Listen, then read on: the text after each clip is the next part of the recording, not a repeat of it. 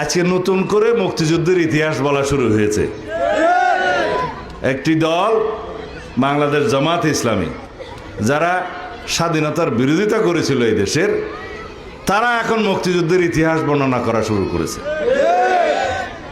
গতকালকে সেই দলের আমির সাহেব বলেছেন এই দেশের স্বাধীনতার ঘোষণা নাকি রাষ্ট্রপতি, শহীদ রাষ্ট্রপতি জিয়াউর রহমান দেয় নাই, তৎকালীন মেজর জিয়া দেয় নাই, কর্নেল অলি সাহেব নাকি দিয়েছে। এগুলা যে সমস্ত প্রলাপ বকা শুরু করেছে, এটা অস্বাভাবিক না। কারণ যারা বাংলাদেশের স্বাধীনতার বিরোধিতা করেছিল, তারা বাংলাদেশের স্বাধীনতার ইতিহাসকে বিকৃতি করবে, এটাই স্বাভাবিক। বাংলাদেশের মানুষ জানে আজকে তারা যে নবরূপে নিজেদেরকে মুক্তিযোদ্ধার দল হিসেবে প্রতিষ্ঠা করতে চায়, সেটা একটা প্রতারণা, ধোঁকাবাজি। এবং তারা বলছে তাদেরও নাকি একজন মুক্তিযোদ্ধা আছে,